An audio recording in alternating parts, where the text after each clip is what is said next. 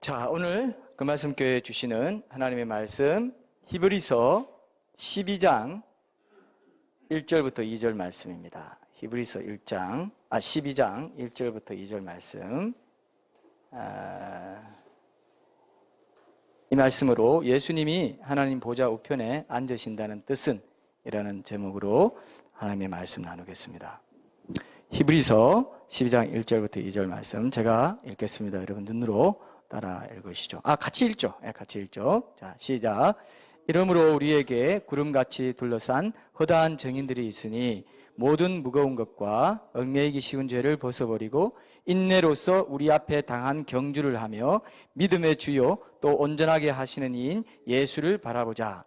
그는 그 앞에 있는 기쁨을 위하여 십자가를 참으사 부끄러움을 개의치 아니하시더니 하나님 보좌 우편에 앉으셨느니라. 아멘. 자, 아까도 우리 대표기도에서 얘기했지만 최순실 게이트라고 해서 지금 온 나라가 최순실 게이트라고 확정됐나요? 게이트가 붙었죠? 네. 최순실 게이트. 옛날 그 빌 클린턴의 그 레윈스키 스캔들은 무슨 게이트라고 했어요? 여러분 모르시구나. 지퍼 게이트라고 했는데 굉장히 좀 특이한 또 이름이 붙었죠. 온 세계가 그 게이트를 알고 있었죠.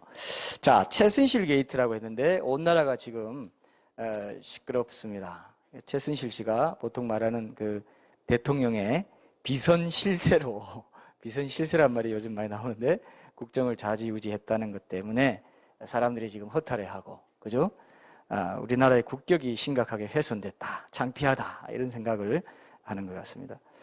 그 소문에는 여러분도 뭐 그런 얘기 들었겠지만 최순실 씨가 대통령이고 박근혜 대통령은 사실 부통령이었다, 이런 말까지 있더라고요. 네. 뭐 이건 좀 과장된 말이지만 그런 말이 나돌고 있는데, 자, 중요한 거는 이런 일들을 보면서 제가 느낀 게 한 가지 있는데요. 오늘 말씀과 관련해서 느낀 거는, 자, 대통령의 자리는 옛날로 보면 왕의 자리라고 할 수 있는데 지금도 뭐 경복궁 뒤에 있어서 상징적으로 상당히 그 궁 느낌이 나잖아요. 그죠? 그 왕의 보좌라는 것은 사실 한 사람에게만 허용되는 것이지 두 사람 이상은 절대로 앉을 수 없는 자리구나. 이걸 제가 느끼게 됐어요. 여러분 제 말 이해하시죠? 왕의 자리에 한 사람만 앉지 두 사람 앉을 수 있어요, 없어요? 없는데 지금 두 사람이 앉은 셈이 됐죠. 이상하죠? 그렇게 되니까 게이트 사건이 터지죠. 그죠? 게이트라는 이름이 붙죠. 그러니까 안 좋다 이거예요. 지금 뭔가 비정상이다 라는 걸 느낄 수 있습니다. 왕의 자리가 하나뿐이기 때문에 외로운 자리지만 그런 만큼 많은 국민이 주목하고 기대하고 또 존경하는 그런 자리입니다. 그런데 그 고유한 절대의 권위를 가진 자리가 소위 말하는 비선 실세에 의해서 함부로 유린되어 왔다. 이런 것들을 우리가 이제 확인하게 되면서 너무 어처구니 없다, 또 너무 안타깝다, 이런 생각 저도 합니다. 자, 근데 보세요. 이 땅에 있는 왕의 보좌가 그렇게 중요하다면 하늘의 보좌는 어떨까요? 하늘의 보좌는 어떨까요? 하늘의 보좌 어떨까요? 더 하겠죠? 더 하겠죠, 그죠? 하늘의 보좌는 이 땅에 속한 한 나라의 대통령의 자리보다 훨씬 더 위험 있고 중요한 자리예요. 훨씬 더 온 우주를 통치하고 경영하는 그런 자리입니다. 근데 천국에 우리가 올라갔더니 그 왕의 보좌를 봤습니다. 우리가 올라갔더니 봤는데 왕의 보좌가 몇 개 있을까요? 제가 아까 지금까지 힌트를 드렸죠. 몇 개 있어야 된다고. 참 눈치는 이제 많이 빨라졌어요. 말씀에 이제 질문할 때 눈치가 굉장히 많이 빨라요. 저는 항상 그 힌트를 드리고 맞출 수 있도록 문제를 내는데 여러분 잘 못 맞출 때가 많단 말입니다. 그러면 안 돼요. 자, 하나밖에 없다 이거예요. 하나밖에. 근데 오늘 말씀에 뭐라고 돼 있어요? 예수님이 하나님 보좌 우편에 앉아 계신다. 하나님 보좌 우편에 앉으셨다. 그러면 어떻게 돼요? 보좌가, 이제 답이 어렵죠. 이게 두 개? 나중에 책임져요? 네, 천국까지 가서 천국 갈 때까지 긴장하고 살아야 돼요. 그러면 어떻게 철회하실래요? 이거 철회해요? 철회? 예, 나중에 얘기합시다. 자, 어쨌든 하나밖에 없어야 할 것 같은데 두 개인 것처럼 얘기했다 이겁니다. 지금 이게 오늘 우리의 숙제입니다. 오늘 요것만 해결하면 돼요. 자, 오늘도 한 가지 이것만 하면 됩니다. 자, 하나님 보좌 우편에 예수님이 앉아 계신다면 최소한 두 개는 돼야 되지 않겠나? 전국에 있는 왕의 보좌가. 구약에 보면 여호와 하나님을 가리켜서도 만왕의 왕이라고 했고, 신약에 보니까, 계시록에 보니까 예수님을 가리켜서 만왕의 왕 만주해 주라고 했다 이거예요. 여러분, 만왕의 왕이 두 분 있을 수 있습니까? 두 존재 있을 수 있어요? 만왕의 왕이 두 존재가 있어야 된다면 어떻게 말해야 되냐면은 9999왕의 왕이라고 해야 돼요. 제 말 맞죠? 제 말 맞죠? 만왕의 왕 아니죠? 한 분 빼놔야 되죠. 근데 만왕의 왕이라고 해버렸어요. 여호와 하나님께. 그리고 예수님께 만왕의 왕 만주해 주라고 해버렸어요. 자, 이게 성경이 그렇게 신비한 겁니다. 성경은 그냥 어쨌든 얘기해놔요. 사실 그대로 얘기해놓고 그대로 보여줍니다. 우리가 정리해야 될 이제 쪽은 우리입니다. 해석하고 여러 가지 해석이 있기 때문에 지혜롭게 해야 되는데요. 성령님의 조명을 따라서 지혜롭게 해야 되고, 교회사에서 어떻게 해석해 왔는지도 보면서 우리가 알고 있을 때 굉장히 유익합니다. 유익한 게 있어요. 믿음의 대상을 올바로 할 때. 자, 이사야나 에스겔서에 보면 하나님의 보좌가 하나뿐이라고 되어 있는데, 에스겔이 활동한 구약 당시에 천상에서는 하나님의 아들 보좌가 그러면 예수님 보좌가 어디에 있었나 이런 생각할 수 있어요. 그때는 없었다가 나중에 이 땅에 오시고 나서 하나님 우편에 새로 하나 장만해가지고 거기에 앉으시게 된 건가? 그러면 뭐 하늘 보좌는 처음부터 하나밖에 없었던 건가? 이런 생각도 해볼 수 있어요. 일단은 여러분 문제의식을 한번 가져보시라고 제가 예를 들어 드리는 거고요. 자, 만약 두 개가 생겼다면은 하나님 아버지의 보좌는 정중앙에 있고 아들의 보좌는 약간 오른쪽에 그렇게 있을까요? 아니면 딱 그 우리 100분 토론할 때, 100분 토론 아니고 어디죠? 지금 트럼프랑 그 위스키가 왜 나오죠? 누구죠? 이름이? 힐러리 두 분이 토론할 때도 딱 정중하게 딱 하잖아요. 그죠? 딱 대등한 위치에서. 그렇게 있어야 될 것 같단 말이죠. 보좌가. 근데 정중하게 있고 오른편에 있다고 하니까 정중앙에는 하나님 보좌가 있고 아들 보좌는 거기 있나 이렇게 생각하기 쉽습니다. 자, 이것도 지금 문제가 될 수 있습니다. 아무 생각 없이 읽고 지나가면 뭐 별로 이상할 게 없지만 곰곰이 생각해 보면 이 말씀이 문자 그대로 뭔가 말하는 게 아닌 것 같네. 이걸 이제 알게 되는 거예요. 중요합니다, 여러분. 어색한 장면이 연출될 리가 없어요. 뭐 천국에서는요 모든 것이 자연스럽습니다. 그런 이치에 다 천국 가면은 다 이치에 맞다는 걸 우리가 알게 돼요. 이해되시죠? 그죠? 모든 게 합당하다 이렇게 돼요. 하물며 보좌는 더 그렇겠죠. 뭐 보좌 문제뿐만 아니고 많은 사람들이 뭐 우리가 천국에 가면 뭐 하나님을 세 분으로 만나게 되냐, 한 분으로 만나게 되냐, 뭐 이것도 묻고, 예수님은 나와 아버지는 하나님이라 했는데 또 교회에서도 한 하나님이라고 가르쳤는데 천국에 정말 세 분을 만나냐 이렇게 묻는 사람도 굉장히 많아요. 여러분 안 물어봤어요? 여러분은 안 물어봤어요? 지금 천국 가면 몇 분으로 만나게 되냐? 이것도 많이 묻는 겁니다. 어떤 사람은 평생 이걸 물음으로 갖고 있는 분도 있어요. 자, 우리가 좋아하는 찬송가 가운데 빛나고 높은 보좌와 그 위에 앉으신, 우리 찬양한 적 있죠? 빛나고 아니고 빛난데, 빛나고 높은 보좌와 그 위에 앉으신 그 찬양을 우리가 드린 적도 있는데요. 이 찬송시 원 제목을 제가 찾아보니까 만왕의 왕 또는 그리스도의 뛰어나심, 이 제목이 원 제목은요. 빛나고 높으신 보좌, 그 원 제목이. 제가 가사를 몇 절만 한번 볼게요. 그 위에 앉으신 분이 누구라고 되어 있는지 한번 보세요. 빛나고 높은 보좌와 그 위에 앉으신 주 예수 얼굴 영광이 해같이 빛나네. 해같이 빛나네. 그렇게 되어 있고, 지극히 높은 위엄과 한없는 자비를 무천사 소리 모아서 늘 찬송 드리네. 늘 찬송 드리네. 주님의 보좌 있는데 천한 몸 이르러 그 영광 몸소 배울 때 내 기쁨 넘치리, 내 기쁨 넘치리. 이렇게 되어 있습니다. 지극히 높은 위엄의 보좌에 누가 앉아 있다고요? 만왕의 왕 만주의 주이신 예수님이 앉아 계십니다. 믿습니까 이거? 이거 믿어야 돼요. 우편에 앉아 있었는데? 우편에 앉아 있었는데 가보니까 우편이 있어요 없어요? 우편이 있어요 없어요? 자, 성경에요 아무리 눈 씻고 찾아봐도 없는 게 있는데 뭐가 없냐 하면은 예수님이 하나님의 보좌 우편에 앉았다고 되어 있지 하나님의 보좌 우편에 있는 보좌에 앉았다는 말이 없습니다. 뭔가 있는 거예요. 들어보셨어요, 여러분? 하나님 보좌 우편에 앉았다고 되어 있지 우편 보좌에 앉았다면 속이 시원하겠는데 그럼 두 개구나. 끝났어. 더 이상 고민 안 해요. 그렇죠? 근데 하나님 보좌 우편에 하나님 우편에 권능의 우편에 이런 말만 있지 보좌에 앉았단 말이 없습니다. 하나님 옆에 있는 보좌에 앉았단 말이 없습니다. 그러면 이제 전체 성경에서 우편 오른편이 무슨 뜻인지를 봐야 되는 것입니다. 자, 전체적으로 그러면 성경에서는 우편을 어떻게 말하고 있는지를 본다면 우리가 이 부분을 충분히 이제 알게 될 것이라고 생각합니다.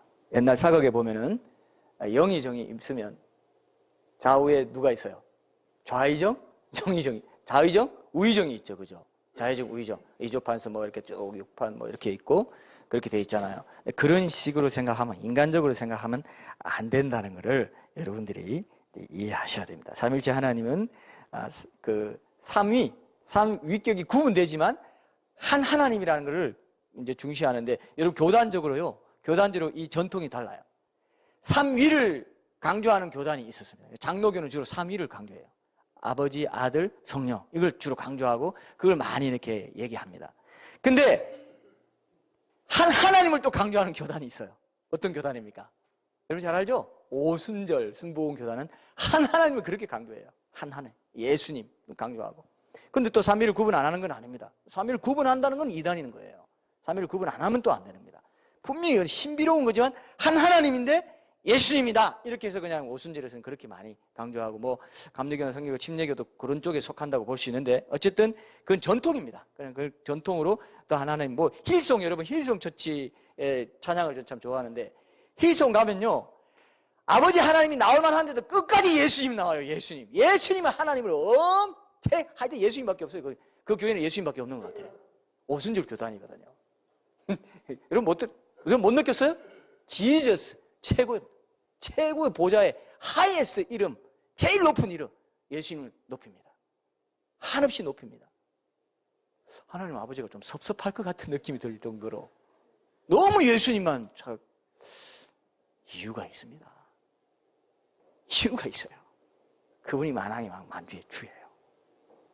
우리는 삼위가 구분된다는 거 어떤지 모릅니다. 천국 가면 우리가 하나님께서 알게 해주시거나 뭐 그렇게 되어 있죠. 지금은 희미하게 보지만 천국 가면 우리가 지금 거울로 보는 것 같이 보지만 천국 가면은 밝히 알게 되는 뭐가 있다고 보지만 지금 성경에 기록되어 있는 것까지만 우리가 알 수 있고요. 거기 넘어가서는 안 되기 때문에 우리가 구분되어 있다는 것을 분명히 이제 이해하면서 오늘 말씀도 그렇게 보면 좋겠습니다. 분명히 삼일째 하나님 우리가 전제하고 그러나 오늘 우편에 앉아 있다는 것과 지금 우리가 예수님의 하나님 되심 신성에 대해서 얘기하고 있기 때문에 한 하나님을 강조하는 그런 시간이기 때문에 이런 말씀을 나눈다는 걸 전제하고 들으시면 도움이 될 겁니다. 자, 오늘 우리가 본문에 보면은 맨 마지막에 그런 말씀이 나오죠. 그죠? 우리 성도들의 본이 되시는 예수님이 이 땅에서 고난을 이겨내시고 마침내 승리의 보좌에 앉으시게 되었다. 그러면서 하나님 보좌 우편에 앉으셨다 되어 있습니다. 자, 그럼 그 우편이 뭐냐? 이걸 이제 봐야 되는데 많은 사람들이 예수님의 신성을 해치려는 사람들이 어떻게 말했냐면 예수님이 진짜 하나님 그 자신이라면 왜 하늘에서 하늘 보좌 그 자리 정중한 그 자리에 안 앉고 하나님 보좌 우편에 앉냐 이거예요. 뭔가 이렇게 좀 사이드에 있는 보좌에 앉는 것처럼 왜 그 느낌을 주게 성경에 그렇게 기록되어 있냐. 이걸로 엄청나게 따진 거예요. 여러분 교회사에서는 그런 일이 있다 이겁니다. 그죠? 그래서 우편이란 말을 우리가 잘못 해석하면은 예수님을 마치 하나님보다 성부 하나님보다 열등한 분인 것처럼 이렇게 볼 수가 있기 때문에 이 의미를 바로 이해하는 것이 굉장히 중요합니다. 여러분 하나님께서 피조물에게 많은 것을 주시고 나누시고 하지만 절대로 나누지 않는 게 있어요. 피조물과는 절대로 안 나누는 게 뭐냐 하면요. 그게 뭘까요? 루시퍼의 타락과도 관계 있어요. 하나님은 모든 복을 주시고 다 만유 우리에게 뭐 공급할 거 풍성하게 공급하시지만 절대 이것만은 안 주시고 나누지도 않고 공유하지도 않고 절대로 안 돼요. 네버. 이건 절대로 안 돼요. 그게 뭘까요? 루시퍼의 타락, 예? 영광? 영광과 관련이 있죠. 루시퍼의 타락과 관련이 있다 했죠. 찬양? 아, 찬양. 그것도 높임 받는 거니까요. 예, 저는 항상 힌트를 드리고 질문한다 그랬죠. 하나님의 보좌입니다. 보좌잖아요. 오늘 지금 보좌 계속하고 있는데 보면 하나님의 보좌만큼은 절대로 안 나눠요. 공유하지 않습니다. 만약에 예수님 피조물이다. 택도 없죠. 택도 없죠. 택도 없다는 말 아시죠? 택도 없어요. 하나님 만약에 조금이라도 열등하고 조금이라도 피조물 냄새가 난다. 조금이라도 끼가 있다. 피조물 끼가 있다. 그래도 안 돼요. 피조물 끼만 있어도 안 돼요. 완전히 그 하나님 그 본체 자신이기 때문에 보좌에 앉으시는 거예요. 여러분, 한 인간으로 이 세상에 오신 한 인간, 시골 목수, 나사렛 깡촌의 시골 목수가 영원하신 하나님이라는 것에 대해서 이거를 우리가 시시하게 생각하면 그 사람은 복을 못 받는 것입니다. 세상은 인간으로 알고 있어요. 그죠? 세계 4대 성인 중에 하나. 소크라테스, 공자, 석가, 예수. 대등하게 4명으로 딱 나서 예수님도 딱 거기 올라놨어요. 근데 그분이 누구라고요?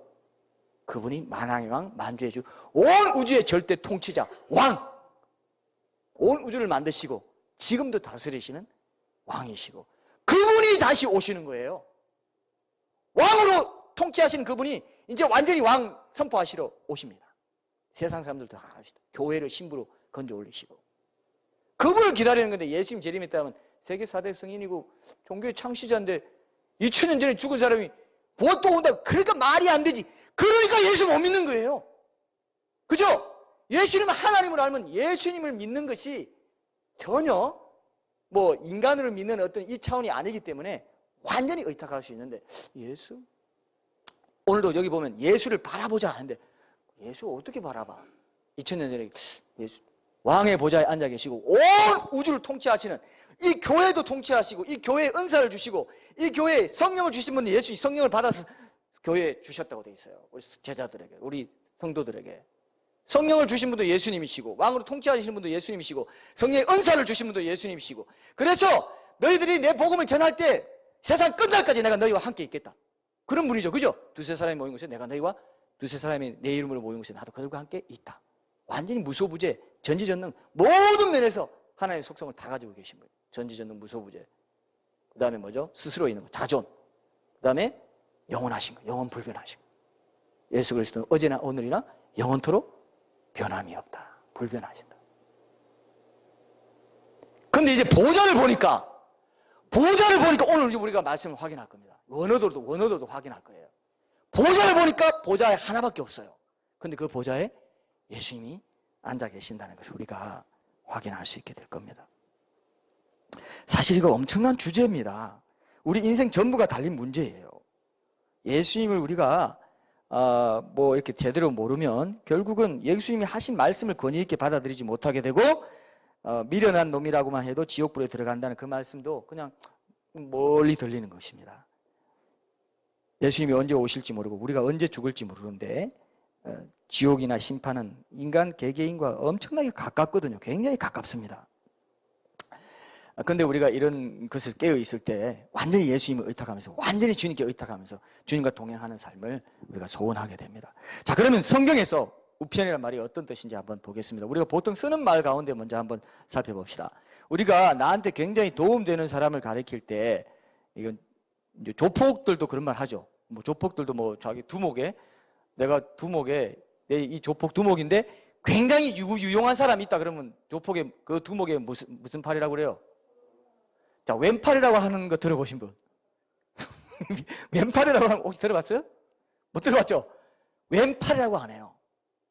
그러면은 예수님이 성부 하나님의 오른편에 계시면 성령 하나님은 왼편에 계신가? 그게 아니라는 거예요. 성경에 그런 게 없어요. 전혀 없어요.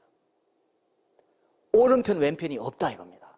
오른편이란 게 상징적으로 하나님이 뭔가 말씀하시고 싶어 하는 게 성경에 다른 성경에 보면은 알 수 있도록 해놨습니다.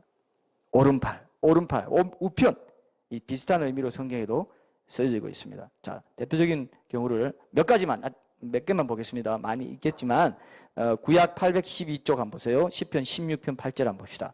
워낙 유명한 말씀이죠. 이 말씀은 시편 16편 8절을 보면은 구약 812쪽입니다. 제가 읽을게요. 내가 여호와를 항상 내 앞에 모시며 그가 나의 오른쪽에 계심으로 내가 흔들리지 아니하리로다. 오른쪽이란 말은 문자 그대로 오른쪽이란 게 아닙니다. 하나님이 항상 다윗의 오른쪽에 있다는 게 아니라 성경에서 보통 오른쪽이란 말은 하나님의 권세, 그 권세가 머무는 곳, 이것을 상징하기 때문에 하나님의 항상 다윗의 권세에 있는 강력한 보호자가 된다는 의미로 이 말이 쓰인 것입니다. 그런데 11절에 보세요. 그 뒤에 주께서 생명의 길을 내게 보이시리니 주의 앞에는 충만한 기쁨이 있고 주의 오른쪽에는 영원한 즐거움이 있나이다. 이때 오른쪽은 하나님께 속한 것, 이런 뜻을 갖고 있습니다. 신약성경 마태복음 여러분 이제 안 찾아보셔도 되는데 25장 31절 46절까지 보면 유명한 비유 나오죠. 어떤 비유 나옵니까? 양과 염소의 비유 나올 때 양은 보좌의 어느 편에 둬요? 좋은 쪽 하나님께 속한 것 어느 편입니까? 오른편에 둡니다. 항상 오른편이에요. 그 다음에 염소는 어디 둬요? 왼편에 둬요. 오른편에 두는 건 뭐냐? 이 양은 내게 속했다. 내 것이다. 내 소유다. 이 뜻입니다. 오른편이 그런 뜻을 또 갖고 있습니다. 그래서 이런 말씀들을 보면 최후 심판의 날에 심판대에서 심판장의 보좌에 앉아 계신 분도 예수님이라는 걸 알 수 있는데 이 부분도 오늘 설교 결론에서 우리가 또 예견할 수 있도록 한번 살펴보겠습니다. 자, 오늘 우리가 온전한 하나님 되심에 대해서 이제 살펴보게 되는데 여러분들 이 부분을 꼭 기억하십시오. 아까 제가 말씀드렸던 이런 부분도 예수님에 대해서 우리가 온전히 알지 못하면 깊은 매너리즘에 빠질 수밖에 없습니다. 신앙의 매너리즘에 빠지는 이유는 예수님이 누구신가에 대한 그런 부분에서 희미해지기 때문에 그렇습니다. 영적 침체란 게 딴 게 아닙니다. 하나님께서 때마다 주시는 은혜의 방편들을 쉽게 무시하는 데 익숙해지면 영적 침체에 빠져요. 하나님 말씀이 바뀐 게 아니에요. 내 마음이 바뀐 겁니다. 하나님 말씀은 그대로 있습니다. 내 마음이 바뀌는 게 영적 침체입니다. 근데 우리가 이런 것을 벗어나기 위해서 제일 중요한 기초는 바로 예수님을 새롭게 발견하고 예수님을 새롭게 깨닫고 예수님의 그 풍성하심. 그래서 사도 바울은요, 오죽하면 예수님을 아는 지식이 너무나 고상하고 좋아서 다른 거는 어떻게 한다고 그랬어요? 다 배설물로 여긴다고 그랬어요. 배설물로 여긴다. 그 정도로 예수님을 우리가 새롭게 하는. 그리고 사도 바울 골로새서 2장 2절에 보면 예수님은 하나님의 비밀이라고 했어요. 신자들이 잘 아는 것 같아도 잘 모르고 지나치기 쉬운데 사도 바울이 그걸 정확히 지적했습니다. 하나님의 비밀이기 때문에 쉽게 이렇게 만만하게 알 수 있는 그런 게 아님에도 불구하고 사람들이 잘 아는 것처럼 생각하고 잘 아는 거 다 아는 거 아니야? No! 그렇게 하는. 그러면 이제 속아 넘어가기 쉽습니다. 그렇게 타성적으로 예수님을 대하게 되면 신앙의 매너즘에 빠지기 쉽다는 거죠. 자, 시편. 그래서 결론적으로 시편 110편 1절 보세요. 110편 1절에 보면 구약 886페이지입니다. 구약 886쪽에 시편 110편 1편에 보면은 오늘 우리가 읽은 본문 말씀과 비슷한 말씀이 나옵니다. 제가 읽겠습니다. 여호와께서 내 주에게 말씀하시기를 내가 내 원수들로 네 발판이 되게 하기까지 너는 내 오른쪽에 앉아 있으라 하셨도다. 그랬습니다. 자, 이제 여기 나오는 하나님의 오른쪽이 문자 그대로의 뜻이 아니라는 것을 우리가 알 수 있습니다. 그죠? 우편에 앉는다는 말은 하나님 보좌 우편에 앉는다는 말은 결국 예수님이 하나님의 권능의 자리에 함께 앉는다. 그 뜻입니다. 하나님 보좌 우편에 아들의 보좌가 따로 있다는 말이 아니라는 것을 인정하셔야 돼요. 이해되시죠? 그죠? 아, 그렇구나. 우편이라는 게 이런 뜻이 있었구나. 일반적으로 성경적인 용례가 이렇구나. 이걸 이제 기억하시면 되겠습니다. 하나님의 권능의 자리에 승천해서 존귀하게 되셨다. 이제 이 지상시의 구속사역을 다 완성하시고 이제 성부 하나님과 아주 긴밀한 사귐 가운데서 존귀와 영광과 권능의 위치에서 만물을 다스리는 왕으로 군림하시는 그런 예수님을 나타낼 때 하나님 보좌 우편에 앉았다 이렇게 얘기한다. 이해되시죠? 우편 좌편이 없어요. 하나님은 형태도 없고 모양도 없고 그죠? 신인 동형론 이런 말도 하지만 하늘도 통치의 영역을 의미한다 이렇게까지 볼 정도로 이제 다르게 보면 그렇게 보기도 하는데 공간적인 부분들을 또 다르게 보기도 하는데 그런 면에서도 우편을 그렇게 따질 수 없다는 걸 여러분들이 기억하십시오. 예수님이 직접 하신 말씀에서도 알 수 있는데 마태복음 26장 64절 한번 보세요. 신약 44쪽입니다. 마태복음 26장 64절. 여러분 좀 열심히 찾으셔야 잠을 자지 않습니다. 아시죠? 자, 여러분 성경으로 찾아보세요. 자, 마태복음 26장 64절에 보면은 제가 읽겠습니다. 그러나 내가 너희에게 이르노니 이후에 인자가 권능의 우편이라고 했어요. 여기는 하나님 보좌 우편이라고 하지 않고 권능의 우편에 앉아 있는 것과 하늘 구름을 타고 오는 것을 너희가 보리라. 권능의 자리, 권능의 자리라고 친히 말씀하셨습니다. 지금까지 우리가 오른편 오른손의 의미 살펴본 그대로죠. 그래서 예수님이 하나님의 모든 능력과 권위를 다 그대로 가지셨다는 뜻이 이 뜻이라는 것만 알고 있습니다. 자, 우편 오른쪽 이런 말이 하나님의 전등, 전능성, 그죠? 권위, 권세, 권능 이런 것을 뜻합니다. 그래서 이런 말 했을 때 유대인들이 그 성경에서 오른편이라는 말이 하나님의 권능, 전능이라는 말로 알고 있었기 때문에 평소에 이해하고 있었기 때문에 신성 모독죄로 몰아가지고 죽이게 됩니다. 그건 우리가 분명히 알 수 있죠. 그래서 이 부분을 이제 인간적인 생각으로 오해하지 마시고 오른편 왼편 이렇게 생각하지 마시고 그죠? 하나님의 능력, 위엄, 우월성 이런 권세와 능력과 위엄의 자리에 앉으셨다 이 뜻으로 이해하셔야 돼요. 그래도 여러분 마음에는 어때요? 우편이 있을 것 같은데 생각되죠? 그거를 내려놔야 돼요. 이제는 우편? 그래도 우편이라고 되는데 우편 아닙니까? 우편? 우편이 아니라니까요. 그렇게 돼 있잖아요. 성경에는 우편이란 말은 이런 뜻을 가지고 있다고 돼 있지 않습니까? 자, 천국에 있는 그 하나님의 보좌가 그럼 이제 하나인가 두 개인가 이걸 우리가 알았기 때문에 요 처음에 서두에 우리가 문제시했던 것들 이제 그 주제로 한번 다시 돌아가 보는데 자, 먼저 그걸 알려면 요한계시록 1장을 봐야 됩니다. 요한계시록 1장에 보면은 구약의 다니엘서에 묘사된 여호와 하나님과 동일한 분으로 예수님을 표현하고 있습니다. 아까 우리가 뭐 예수님 얼굴도 이렇게 그 영상으로 보고 이렇게 했는데 그보다는 비교할 수 없이 이제는 인간으로 이 땅에 오신 그 모습이 아닌 하늘 보좌에 앉으신 하나님으로서의 예수님을 뵙고 요한이 묘사한 게 구약 다니엘서에 나오는 하나님과 똑같이 묘사되어 있어요. 자, 이걸 확인하시면 여러분 정말 그 구약의 여호와 하나님이 신약의 예수님과 동일시되는 하나님이시구나, 한 하나님이 맞구나 이걸 알 수 있습니다. 자, 제가 요한계시록 1장 9절부터 15절까지 한번 읽겠습니다. 신약 399쪽입니다. 제가 읽을게요. 자, 나 요한은 너희 형제요 예수의 환난과 나라와 참음에 동참하는 자라. 하나님의 말씀과 예수를 증언하였으므로 말미암아 반모라 하는 섬에 있었더니 주의 날에 내가 성령에 감동되어 내 뒤에서 나는 나팔소리 같은 큰 음성을 들으니 이르되 네가 보는 것을 두루마리에 써서 에베소, 스무나, 버가모, 두아디라, 사데, 빌라델비아, 라오디게아 등 7 교회에 보내라 하시기로 몸을 돌이켜 나에게 말한 음성을 알아보려고 돌이킬 때 잘 보십시오.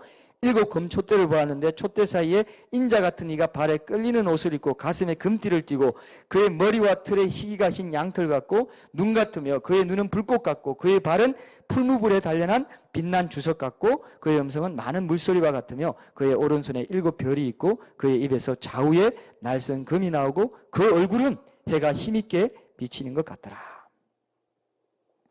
종의 형체를 입고 이 땅에 오신 것과 다른 하나님에서 예수님 봤는데 구약 다니엘서 7장 한번 보세요. 1245쪽입니다. 구약 1245쪽 구약 다니엘서 7장 9절 10절 제가 여러분 요한계시록 잡고 구약 다니엘서를 한번 보겠습니다. 제가 읽을게요. 다니엘서 7장 9절에서 10절 말씀 읽겠습니다.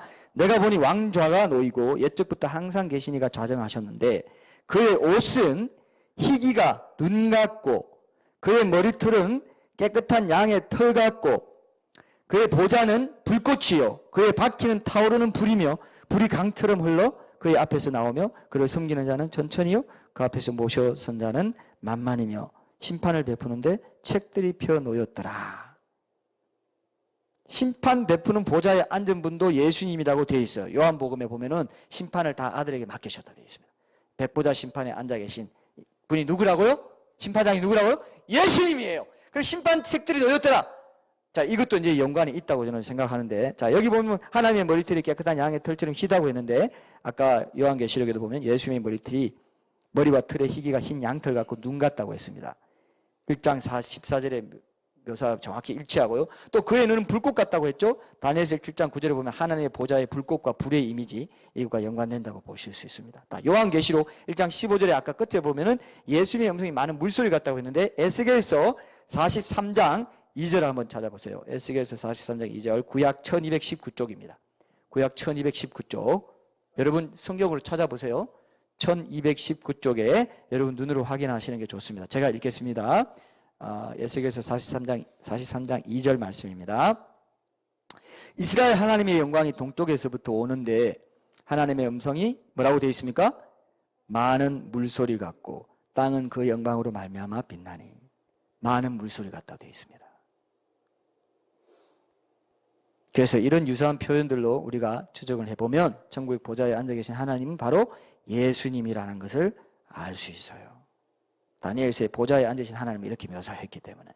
자, 삼일째 하나님의 진리가 어떻게 적용되는가 하는 부분에 대해서는 이제 이 부분에서 그 요한계시록 22장을 보면은 천국 보좌가 하나뿐이라는 사실을 확인하게 되면서 삼일째 하나님의 진리를 다시 확인하게 됩니다. 자, 그러면 요한계시록 22장 찾아보는 건 여기까지입니다. 다 봤습니다. 이제 요한계시록 22장 1절부터 5절까지 한번 보겠습니다. 신약 421쪽입니다. 421쪽 요한계시록 22장 1절부터 5절까지 제가 읽겠습니다. 여러분 눈으로 따라 읽으세요. 이건 굉장히 중요한 진리예요. 자, 봅시다. 또 그가 수정같이 맑은 생명수의 강을 내게 보이니 하나님과 및 어린 양의 보좌로부터 나와서 길 가운데로 흐르더라. 강 좌우에 생명나무가 있어 12가지 열매를 맺되 달마다 그 열매를 맺고 그 나무 잎사귀들은 만국을 치료하기 위하여 있더라. 다시 저주가 없으며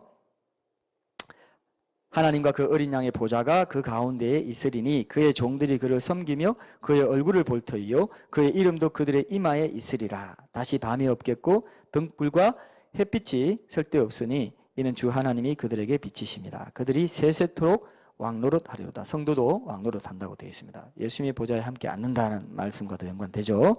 자, 이기는 자들입니다. 이기는 자들이 이런 왕노릇의 권세를 누리게 됩니다. 자, 여기 1절에 보면은 천국에 있는 보좌를 가리키면서 하나님과 및 어린 양의 보좌라고 되어 있죠. 그죠? 3절에도 보면은 하나님과 그 어린 양의 보좌라고 되어 있습니다. 자, 여기서 주의해서 봐야 될 게 뭐냐면 헬라어 원어로 보면은 이 보좌라는 말이 복수형이 아니고 단수형입니다. 그리고 영어 성경에도 단수형이 되어 있어요. 우리말 성경에도 단수형입니다.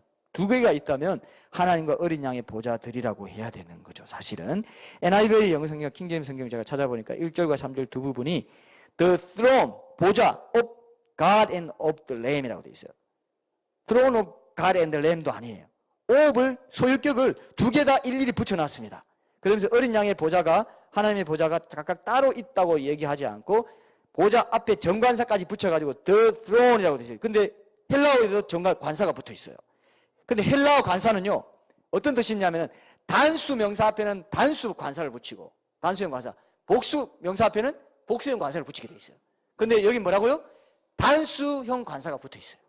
여기도 the throne of Lamb 이렇게 되어 있죠. of God and of the Lamb 이렇게 되어 있는데 그래서 오직 하나의 보좌다.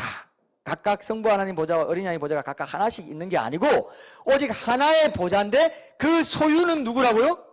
소유는 누굽니까? 하나님과 어린 양 예수님의 소유다 이거예요. 이게 어떻게 된 거냐? 그럼 보좌가 몇 개 있습니까? 천국에. 영원히 천국에 몇 개 있어요? 하나 있다는 확인됐죠? 성경에 나오잖아요. 헬라어 원어로도 확인이 됩니다. 소유격은 개별적으로 다 표시해 놨습니다. 그래서 저는 이런 말로 다시 한번 번역해 봤습니다. 소유격 전치사가 둘 다 일일이 다 붙어 있기 때문에 좀 더 실감나게 번역하면은 하나님과 어린 양의 보좌라고 하기보다 하나님의 그리고 동시에 어린 양의 보좌. 어때요? 이 번역이 더 와닿죠? 하나님의 별로 와닿지 않으시면 웃으시면 됩니다. 하나님의 그리고 동시에 어린 양의 보좌인 거예요. 맞습니까, 여러분? 헬라어 원어에도 그렇게 되어 있고 헬라어 원어에도 그렇게 되고 영어 성경에도 the throne of God and of the Lamb of이 두 번 붙어 있다 이거예요. 그걸 강조하는 거예요. 근데 throne은 하나입니다. thrones가 아니에요. 맞죠? 하나밖에 없어요. 영원한 천국을 얘기하면서 보좌가 하나밖에 없다고 하네요. 그럼 확실하네. 아, 하나밖에 없구나. 네. 천국에는 최순실 같은 그런 존재가 없구나. 이걸 알 수 있습니다. 그죠? 네, 좀 우리가 또 알아듣기 쉽게 한다면 절대로 없습니다. 한 하나님이. 한 하나님. 그래서 천국에 있는 하나님 보좌의 주인은 성부, 성자 하나님이다. 함께 앉는다. 이렇게 알 수 있어요. 아니면 하나님의 보좌가 곧 어린 양의 보좌이든지 뭐 이렇게 우리가 상상할 수 있을 것 같아요. 그래서 성경에 보면은 어디에도 그 보좌가 두 개 있단 말이 없다는 게 여기서 우리가 밝혀지지 않습니까? 그리고 둘이 한 보좌에 이제 앉을 수는 없는데 사람은 둘이 한 보좌에 못 앉아요. 만약에 하나님 아버지가 앉으시고 어린 양 예수님이 그 위에 포개에 앉을까요? 자, 권사님 한번 얘기해봐요. 포개에 앉을까요? 포기에 앉아 보셨죠? 애들 이렇게 손자 아이고 이쁜 놈 지하철 같은 데서 이렇게 앉죠, 그죠? 그리고 임산부 자리는 벌써 둘입니다. 둘이 앉아 있어요. 그게 조금 뭐 상징이 될지 모르겠지만 어쨌든 아버지 품속에 있는 하나님이 그 독생하신 하나님이 나타내셨다 했는데 이제 신학자들 가운데는 다시 보좌에 이제 다시 하늘 갔을 때는 한 하나님으로 품속에 다시 들어가신 거 아니냐 뭐 이런 식으로 보려는 분도 있어요. 근데 저는 그거는 뭔가 문맥상 맞지 않다고 생각하고요. 자, 여기 보시면 성부, 성자, 위격으로는 구분되지만 한 신성의 본체를 볼 때는 하나, 곧 한 하나님이시기 때문에 포개 안고 뭐 이런 게 아니라는 겁니다. 그게 아니라 한 하나님. 인간의 입장에서 물리적인 차원에서 생각할 수 없는 부분이다. 나와 아버지는 하나이니라 했기 때문에 한 보좌에 앉는 거죠. 그래서 우리가 잘 알지 못하는 뭔가 삼일체 하나님의 하나됨이 하나의 보좌에 앉으시는 어떤 비밀이 있을 것이다. 이 정도만 우리가 알 수 있지 우리가 다 파헤칠 수 있어요, 없어요? 파헤치다가 이상하게 되는 거예요. 아, 그렇구나. 하나의 보좌인데 그게 하나님과 그 어린 양의 보좌다. 근데 놀라운 게 또 하나 있어요. 뒤에 아직 안 끝났네요. 뒤에 아래 구절에 단수형이 또 나옵니다. 3절 보시면 3, 4절 보시면 다시 저주가 없으며 하나님과 그 어린 양의 보좌가 그 가운데 있으리니 그의 종들이 그를 섬기며 그의 얼굴을 볼 터이요 그의 이름도 그들의 이마에 있으리라. 근데 원어에 보면은 이 그의 종들에 있는 그를 섬기며 그의 얼굴 뭐 이런 게 다 그의 이름 이게 다 이 인칭대명사가 단수예요. 단수. 그들이 아니에요. 분명히 하나님과 어린 양 하면 그들이라고 칭해야 되잖아요. 그들의 이름이라 해야 되잖아요. 근데 그가 딱 삼일체 하나님의 진리를 나타내기라도 하듯이 단수로 딱 표기가 되어 있습니다. 그래서 성부 성자는 보좌에 앉으셔서 피조물의 예배를 받기에 합당한 한 하나님, 삼일체의 한 하나님이라는 걸 완벽한 연합 속에서 한 하나님이라는 것을 보여주신다. 이렇게 볼 수 있습니다. 이것만은 이제 분명한 거죠. 그죠? 천국에는 보좌가 하나밖에 없고 그 보좌에는 하나님과 예수님이 삼일체의 한 하나님으로 앉아 계신다. 이거는 우리가 확실히 이제 분명히 알고 있으면 되겠습니다. 자, 근데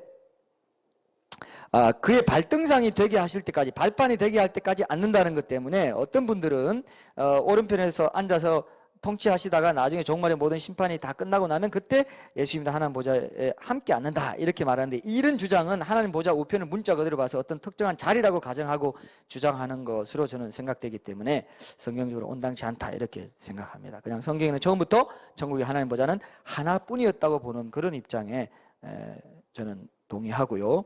그것이 옳다라고 생각합니다. 원어적으로 보나 모든 면에서. 그래서 여러분도 저랑 이렇게 비슷하게 생각하시면 아마 성경적으로 틀리지 않을 거라고 생각해요. 근데 그 예수님이 그 보좌에서 지금 그 보좌에서 하나님 보좌에서 메시아로서 삼중직의 사명을 감당하고 있기 때문에 오늘 본문에 우리 적용을 좀 적용하고 끝낼게요. 오늘 우리 본문에 적용할 거리가 생깁니다. 삼중직을 감당하시는 하나님 보좌 우편에서 하나님께 우리의 죄를 대속하는 진정한 대제사장으로 계시죠. 히브리서 4장 16절 여러분 아시죠? 그 우리의 연약함을 다 경험하시고 동정하신 대제사장으로 계시기 때문에 때를 따라 돕는 은혜를 얻기 위하여 하나님의 은혜의 보좌 앞에 담대히 나아간다 그랬어요. 또 중보자가 되신다고도 했습니다. 여러분 로마서 8장 34절 한번 보세요. 로마서 우리 익숙한 말씀인데 여기 보시면 하나님 우편에 계시다고 하면서 중보자로 계시다는 것을 분명히 말하고 있습니다. 자, 거기 보면은 8장 34절 보면 누가 정죄하리요? 죽으실 뿐 아니라 다시 살아나신 이는 그리스도 예수시니 그는 하나님 우편에 계신 자요 우리를 위하여 간구하시는 자시니라 이렇게 되어 있어요. 그리고 요한일서 2장 1절에도 그죠? 만일 누가 죄를 범하여도 아버지 앞에서 우리에게 대언자가 있다. 곧 의로우신 예수 그리스도. 대언자, 중보자. 그걸 선지자로 본다면 이제 대제사장, 그다음에 제사장, 선지자, 그죠? 메시자의 선지자 직분을 감당하고 있고, 그다음에 하나님 보좌 우편은 원래는 왕이죠. 왕이 보좌는 왕을 뜻하기 때문에 하나님과 같은 권세를 가지고 온 우주를 통치하시는 왕이다. 우리를 그냥 방관만 하시는 분이 아니라 우리의 모든 것들 다 다스리시고 우리와 함께 하시고 우리를 인도하시고 그러시는 예수님이에요. 여러분 맞습니까? 예수님이 어떤 분입니까? 예수님 어떤 분이에요? 유일한 그 보좌에 앉아 계셔서 왕으로서 또 우리의 중보자, 대언자, 선지자의 그 직임과 대제사장의 역할을 지금 감당하고 계시다. 성경에 그렇게 확인할 수 있습니다. 그래서 본문 2절에 보면 그죠? 믿음의 주요 또 온전하게 하시는 이인 예수를 바라보자 그랬어요. 예수님도 고난 당하실 때 그 앞에 있는 기쁨을 바라보았기 때문에 이겨낼 수 있었다. 우리도 지금 고난 가운데 있을 때 누굴 바라봐야 됩니까? 예수님을 바라봐야 돼요. 보좌에 앉으신 그 예수님. 그 예수님이 나와 똑같은 고난을 받았어요. 저는 이 사실을 생각할 때마다 모든 면에서 나와 똑같은 고난을 받았다는 생각할 때마다 정말 예수님께 마음을 드릴 수 있다는 걸 느낍니다. 자, 여러분 히브리서 5장 한번 보세요. 히브리서 여러분 신약 356쪽 5장 7절 10절 7절부터 10절까지 보면은 그 완전한 하나님이신 예수님이 사람으로 오셨을 때 얼마나 낮아지셨는지를 우리가 한번 확인해야 돼요. 확인해야 됩니다. 자, 한번 볼게요.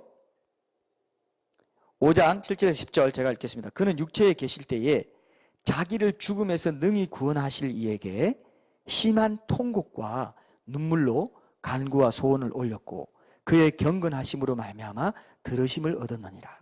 그가 아들이시면서도 받으신 고난으로 순종함을 배워서 온전하게 되셨은즉 자기에게 순종하는 모든 자에게, 지금 우리입니다. 지금 우리 고난 가운데 있는 우리가 자기에게 순종하는, 그럼에도 불구하고 순종하는 모든 자에게 영원한 구원의 근원이 되시고 하나님께 멜기세덱의 반차를 따른 대제사장, 영원한 제사장이죠. 영원한 대제사장이라 칭하심을 받으셨느니라.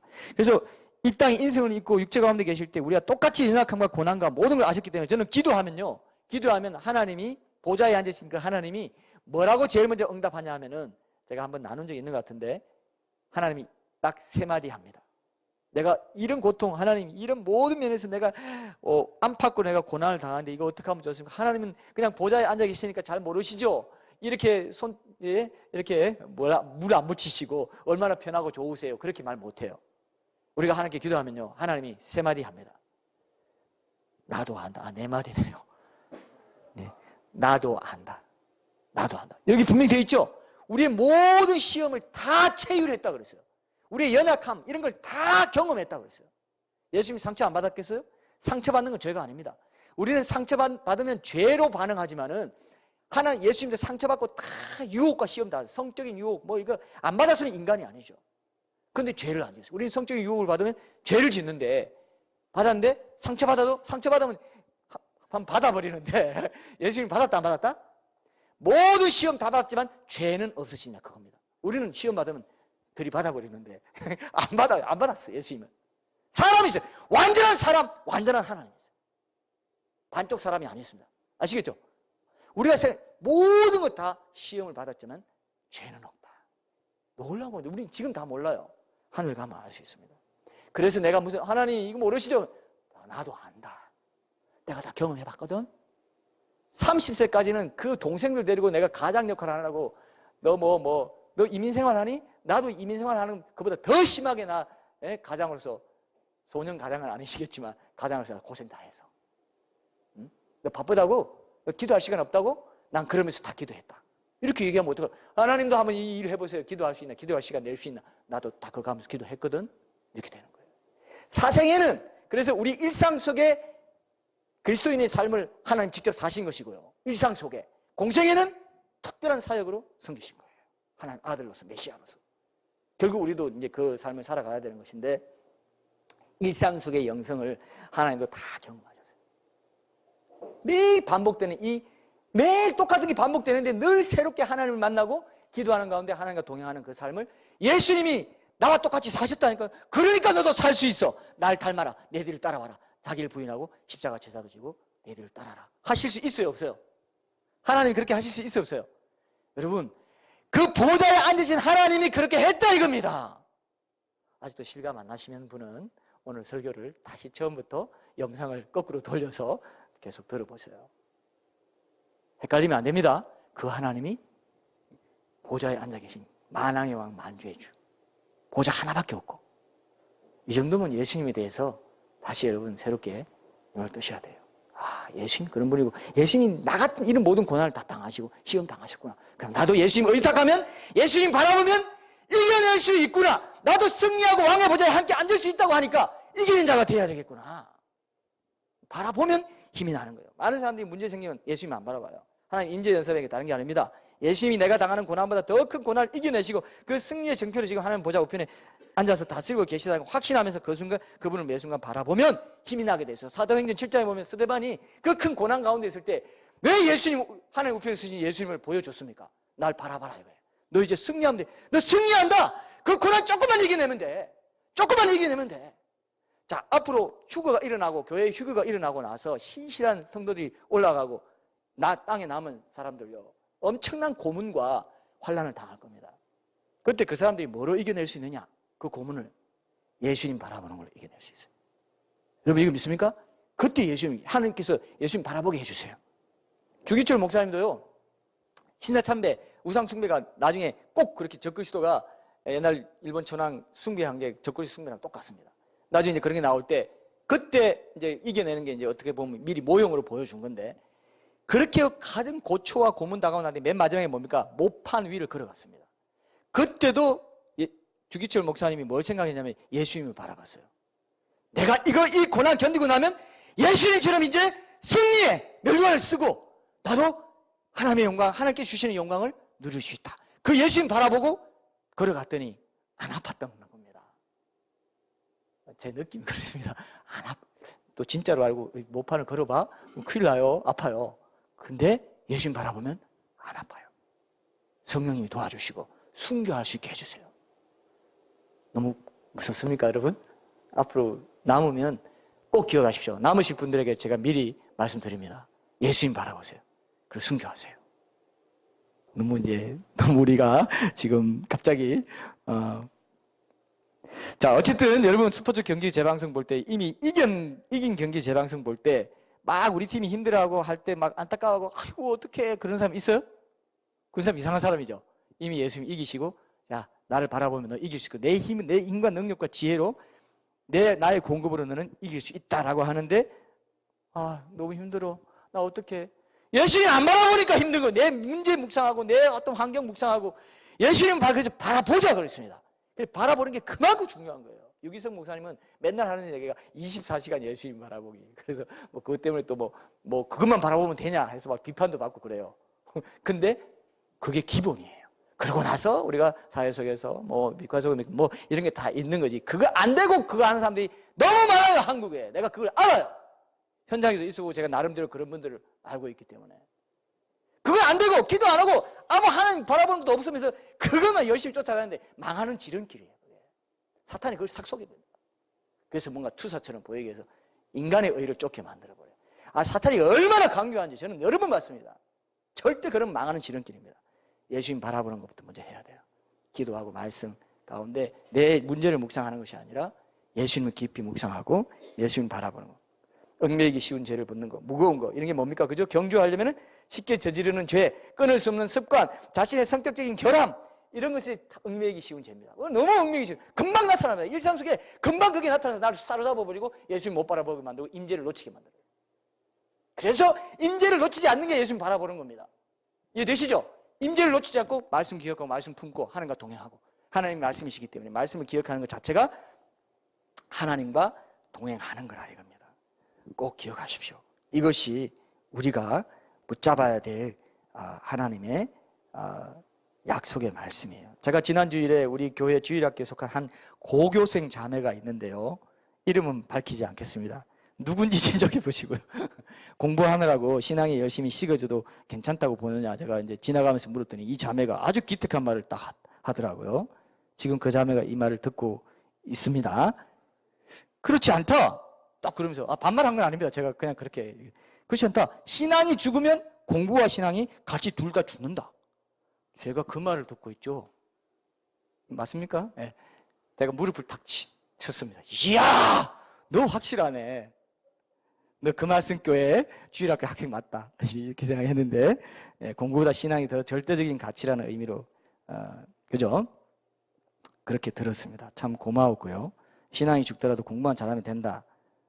그렇게 생각하는 건 공부뿐만 아니고 그의 전체 인생이 망하게 되는 거예요. 이런 생각을 부모들이 잘 못합니다. 예? 신앙이 없으면 천국에 대한 소망도 약해지기 때문에 이 땅에서 잘 되더라도 큰 목적 없이 살아가기가 쉽습니다. 예. 그래서 여러분 오늘 우리가 결론으로 그죠? 다시 한번 저는 이 말씀 준비하면서 실감하게 됐습니다. 예수님은 정말 진정으로 온전하신 하나님 그 자신이고 그죠? 천국 보좌에서 온 세계를 다스리시는 진정하고도 유일한 만왕의 왕 만주죠. 여러분 이해되시죠 이제? 그렇게 고백할 수 있겠어요? 예수님은 만왕의 왕 만주의 주입니다. 그리고 교회와 모든 세상사를 주관하고 계시는 분이 예수님이세요. 엄청난 분이십니다. 엄청난 분이십니다. 지금도 삼중직을 우리에서 감당하고 계시고, 사도신경에 보면은 그 예수님이 동정녀 탄생에서 성천하신 것까지는 과거로 얘기하죠. 전능하신 하나님 우편에 앉아 계시다가, 현재적 사건이죠. 심판하러 오신다. 미래적 사건인데 2000년이 넘도록 아주 오랜 시간 있는 게 뭐냐면, 심판하러 오시기 전에 하나님 우편에 앉아 계시다가 합니다. 지금은 어떤 상태입니까? 하나님 우편에 앉아서 직접 모든 교회와 온 세상 우주 만물을 누가 다스린다고요? 예수님이 다스리신다니까 또 딴 생각하면 안 됩니다. 예수님이 왕이라 이겁니다.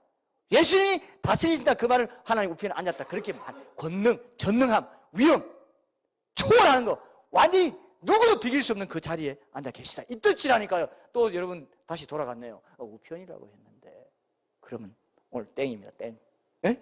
그래서 꼭 기억하시고, 하나님, 예수님이 완전한 하나님이시고 왕이시구나. 이거를 기억하시고, 그 하나님 온전히 그 은혜를 누리고, 그죠? 그 은혜를 누리고 날마다 그 은혜에 감사하면서 이것이 정말 축복이구나. 내가 예수님을 알고 예수님과 동행하는 것이 큰 축복이구나. 이것을 깨닫고 그렇게 승리하며 살아가는 우리 모든 성도들 됐으면 좋겠습니다. 우리 찬양하고 결단하겠습니다.